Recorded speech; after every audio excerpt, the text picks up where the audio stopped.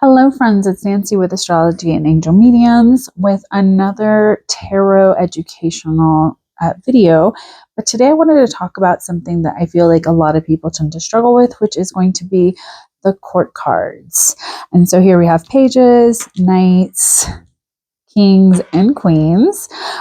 So as you may have seen in my previous video, all of the suits have one of each of these four characters at the end after the aces through tens to kind of talk about either personality influences. This can talk about personal attributes. This can actually physically describe actual people that we're dealing with in our circumstances and situations. And I think one of the things that a lot of people tend to struggle with the court cards is how to apply their messages or how they may be showing up for us in our, specific questions that we're asking, or even within having a grasp as to how these cards are answering some of the questions that we may have whenever we're pulling these cards and these kind of come out in our spread. So the very first cards I like to start with are going to be the youngest, and that is going to be the pages. So here we have the 4 pages from our tarot deck. So if we're going to just kind of talk about this learning tarot deck that I have over here, it has the nice little keywords to kind of help us understand these energies. So when we think of the pages, we're going to really focus on the energy of them not having as much experience. This is them kind of going out into the world, being a little bit naive. I almost like to look at the energy of pages as a small or little fool, so to speak. And to me, all of the court cards really are about the people that we have relationships with, the characteristics that maybe we're trying to master, or maybe things that we have to overcome or become. And when I think of the pages, I think it's, again, this is like, there's a sense of like childlike wonder that tends to come with the pages because they haven't really been embittered by life yet. So they haven't had a lot of experience yet. So they can kind of relate back to children or very young, like teenager kind of age. It just depends on what feels right for you and kind of what's going on. So each of the suits has one of each, right? So we have a page of wands, we have a page of cups, we have a page of pentacles, and a page of swords. And they each have their own kind of characteristics and energy that we need to kind of keep in mind when it comes to what it is that maybe they're teaching us or showing us at that time. So again, the pages are just going to be almost like the beginning steps that we may be taking in that direction. So with the swords, this is going to be more of like a mental kind of energy, kind of getting out, getting clear on what we believe in. Pentacles can talk about like a career change or even just like an opportunity to kind of get out there and be a little bit inexperienced in the physical world. The Page of Cups can be a little bit more of a dreamy, romantic, creative pursuit, a little bit more intuitive, more emotional. And then the wands are going to be more of like the passion, creative kind of energy of like momentum and movement, kind of getting out there and pushing towards things that we're passionate about. So those are the pages. Moving on, next we have the knights.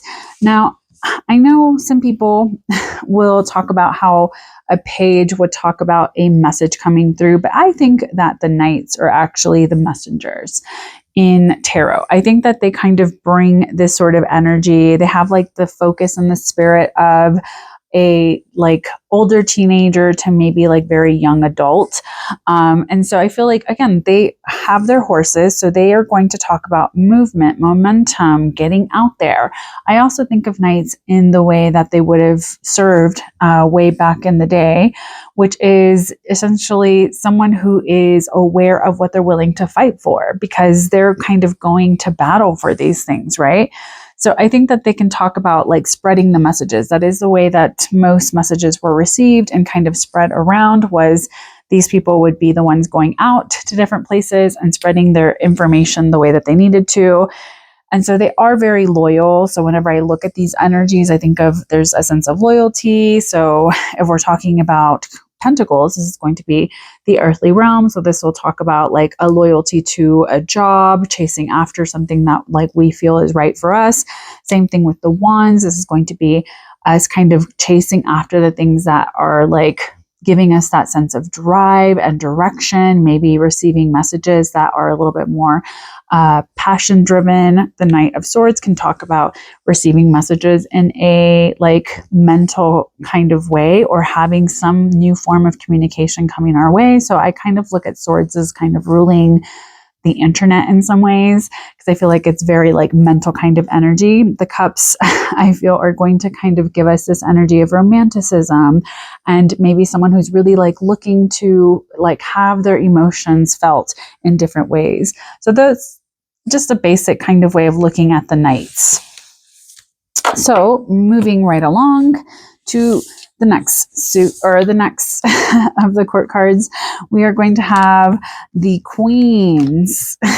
So here, when I think of the queens, I think that this is essentially kind of seen as feminine energy, but I also like to look at it as they are a smaller reflection of the Empress.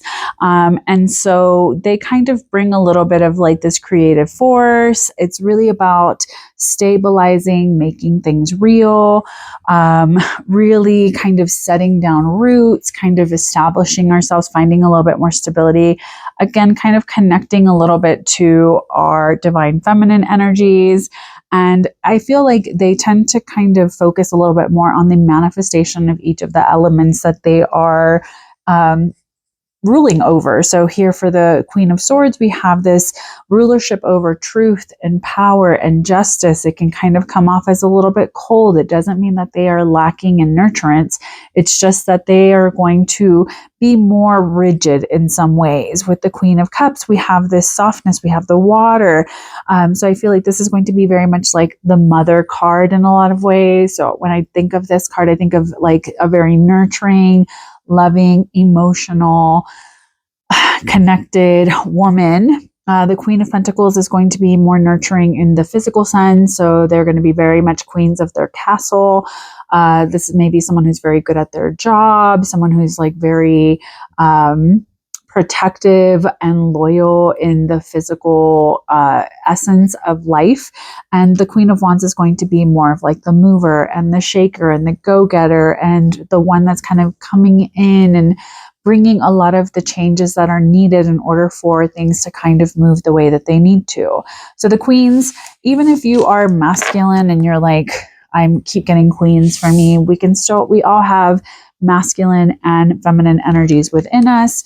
And again, it's really about kind of trying to encapsulate and maybe, like I said, work on those characteristics. Maybe there's certain things that those cards are trying to bring to us that maybe we need to pay attention to. So finally, we have the kings. This is going to be the end of the court cards. They are the ultimate, right before we kind of add in the energies of like the major cards. So here we have the King of Cups, which to me is really just like the kings are the emperor, but on a smaller level. So while the pages can be very much like the Fool and the queens can be very much like the Empress, the king cards are going to be like the emperor, but on a smaller scale, like within that domain, so to speak. And when I think of the emperor, I think, it can be a little bit more rigid, more structured, but the kings here are all kind of masters of this suit. So for the King of Cups, he's going to be much more about the emotional realm while not allowing his emotions to kind of get away from him, because he's had the maturity of all of the other people that he's been. He's been the page, he's been the knight, he's, understood the queen, things like that. So it's like he has that emotional balance.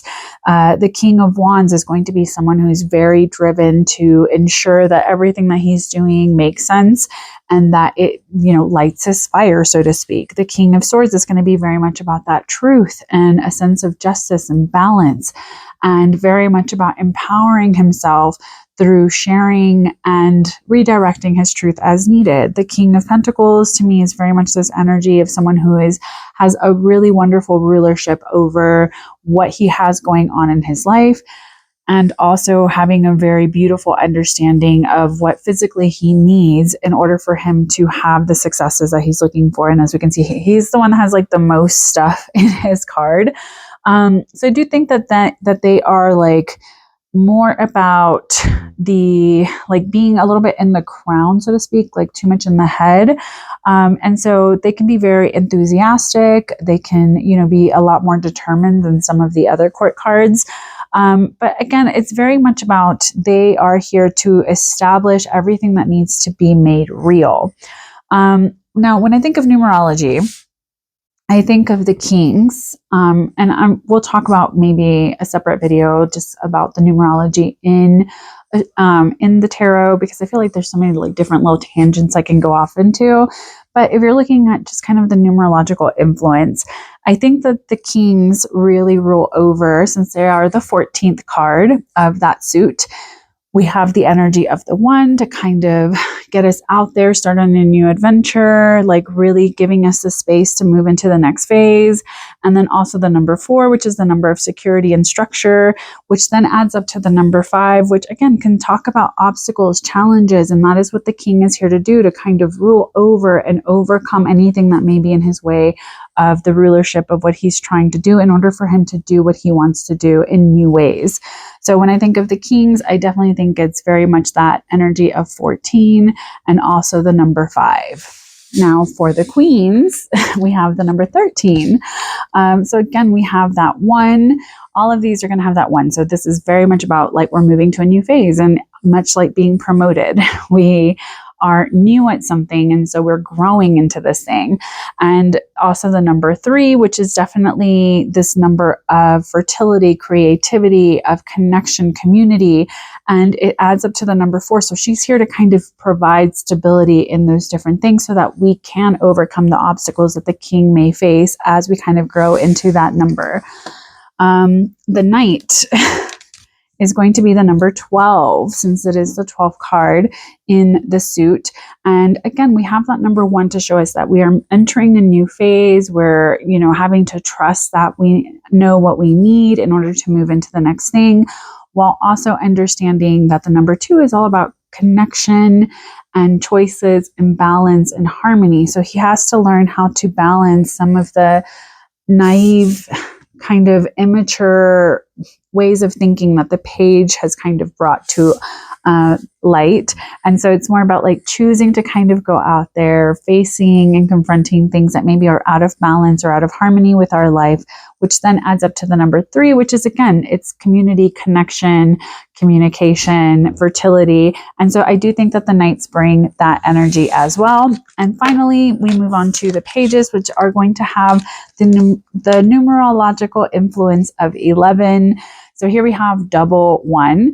So again, this is why there's this sense of like being almost like the fool of like having to go out into the world and trust and explore and have a sense of like, oh, there's new things here, while also adding up to the number 2, which allows us to kind of find a better balance, choose what it is that we want. And I feel like it also kind of brings this like sense of like connecting to ourselves in like a little bit more intuitive way of trying to find a better balance. So this is a very quick rundown of the different court cards. I know it's not going to be a very thorough explanation of how they work, but I hope that it kind of gives you a little bit of an understanding, maybe some different things to add into your practice when it comes to reading the court cards, utilizing the court cards. And I know that they can feel a little bit confusing because we are separating them from the mundane lessons that come from the minor cards, and then also some of the archetypes and major lessons that come from the major arcana. And so I think that sometimes it can feel a little bit like, well, what does that mean? Or if a woman is getting like a king card or whatever, they can feel a little bit like, I'm not trying to move into this masculine energy and things like that. So I think sometimes they get a little bit confusing for people. And I think the biggest thing with this is that, again, they are like us, multifaceted, very layered. And I think it's very much about having and figuring out what the nuance is for you and your specific reading. So I hope that makes sense. As always, have a great day. Please take care, stay safe, and make good choices. Bye.